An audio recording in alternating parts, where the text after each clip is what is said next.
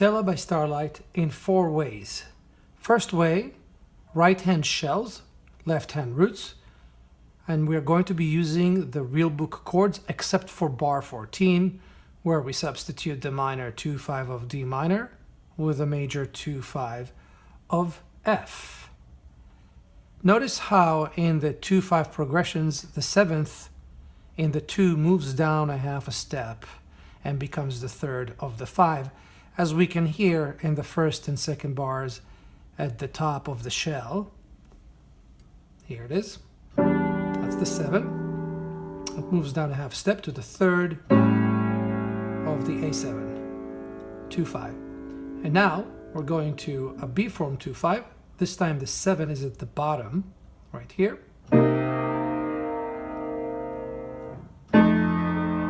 We're also using these fingers, so it becomes easier later to add more notes for a fuller voicing, which we call the second way. So let's start with this first way, and let's follow with slow tempo, no track, how we move those shells around. And we are moving from A form to B form to create a very smooth flow of that accompaniment. Here we go.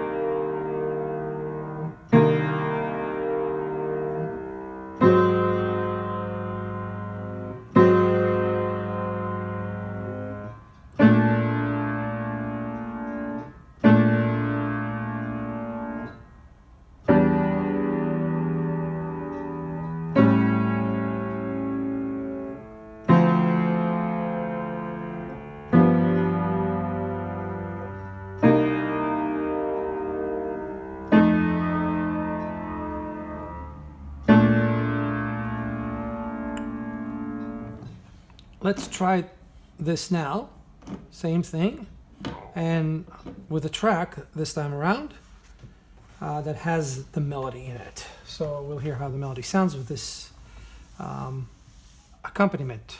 Shells in the right hand, roots in the left hand, which we call the first way.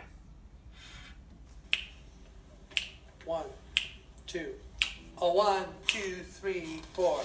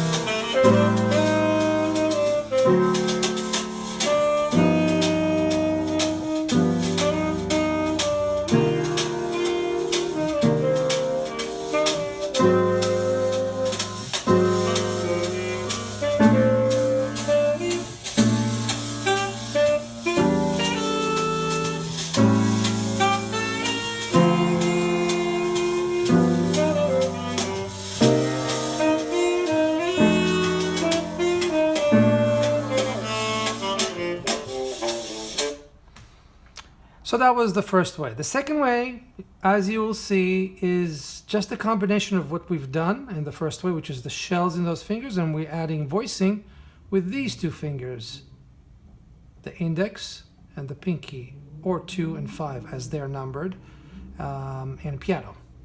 Here we go. So let's go slowly through that.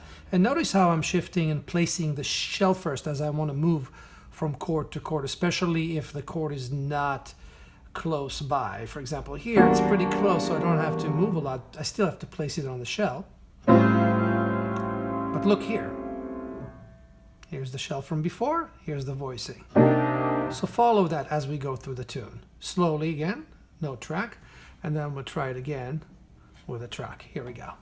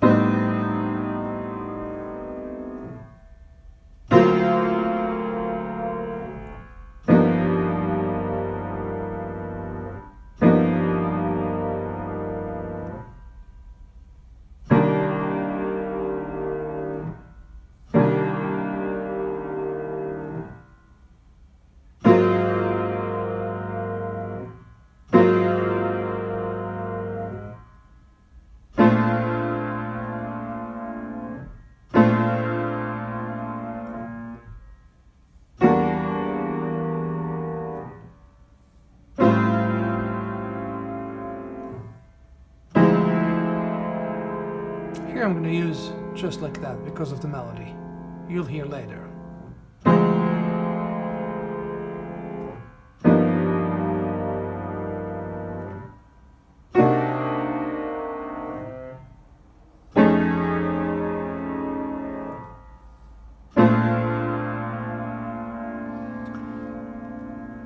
Let's see how this sits with the track.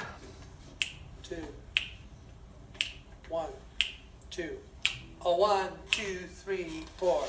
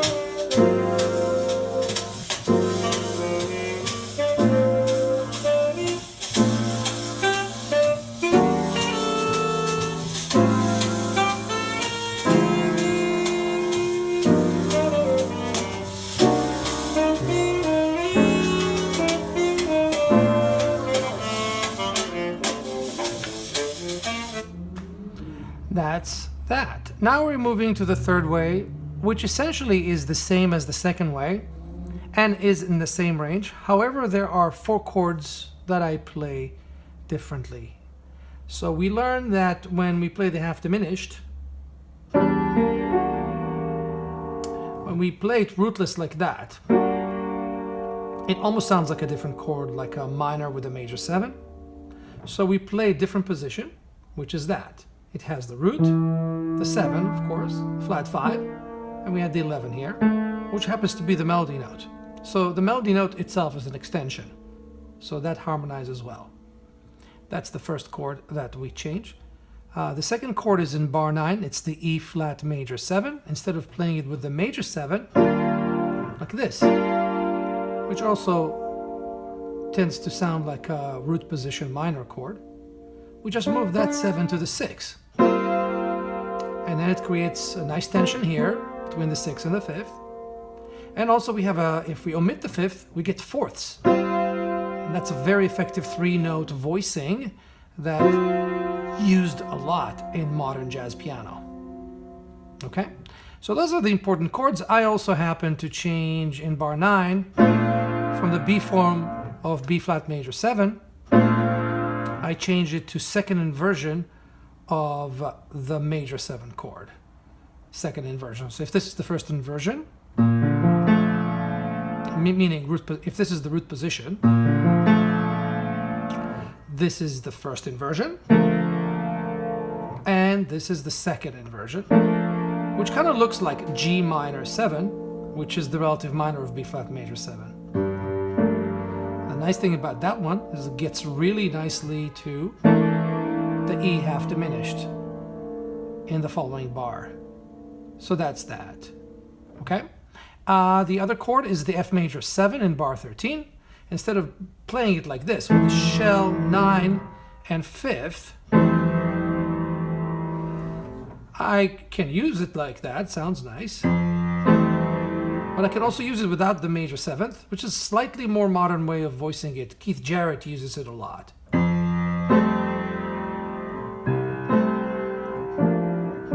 It lends itself well for pedal notes because it does not provide a note that throws off the F. More theoretical explanation in depth as we discuss in lessons and classes. So let's go through that left hand. No melody right now and no tempo. Very slow tempo, let's say. Here we go. Notice how also these fingers, most of the time, the pinky and the second, that's what we use in the left hand for the shell notes. Be easier to find those full chords when you again move to the shells, but not with these fingers, but the opposite ones because we have to add on top. So the pinky would play the bottom note of the shell, second the top. So A7 with the additions. Here we go. And let's follow that.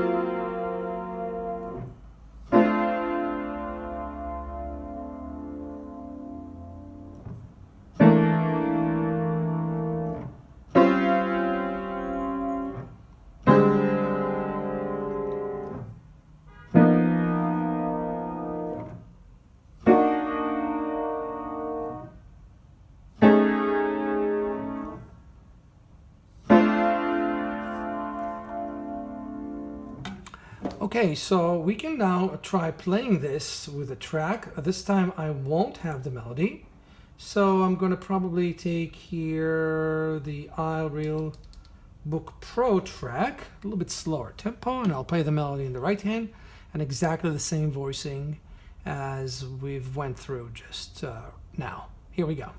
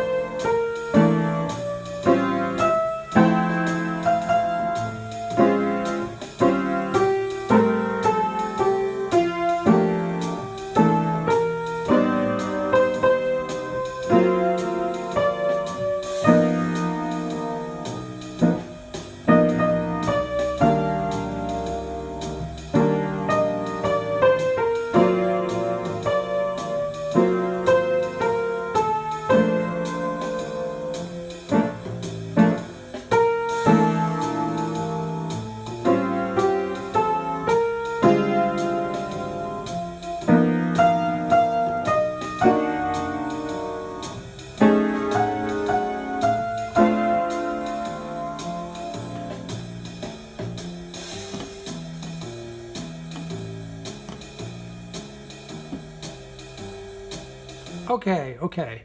So now that takes us to the fourth way. And what is the fourth way? It's basically the same notes, but rearranged in a different voicing that we call the open position. So in the first and second way, we had the shell in the right hand. In the third way, we had the shell, for the most part, in the left hand. Only in the left hand. Of course, we had the shell in the left hand, but there were chords that had different arrangements of the voicing as we went through. This time around, the shell will be divided between the two hands. So notice that. This is what we have for the E half diminished. Root, third, 7, and then the 9 is here and the flat 5 is on top. In the first chord of the first A, I'm going to lower it to the 11 because of the melody. We don't want it to clash. And the same thing will happen also in the last A, bar 25.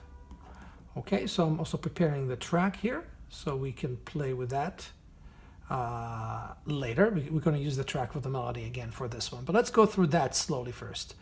The fourth way, open position. And again, we said we're going to use that.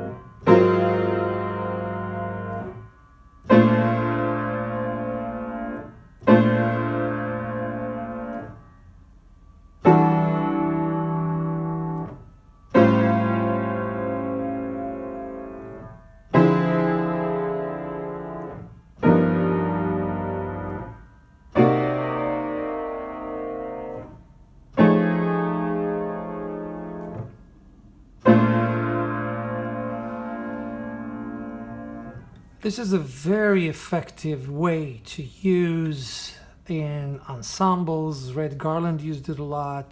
Pianists from that era were using that form a lot. So let's play it now with the track with the melody and see how it sounds. 2, 1, 2. A 1, 2, 3, 4.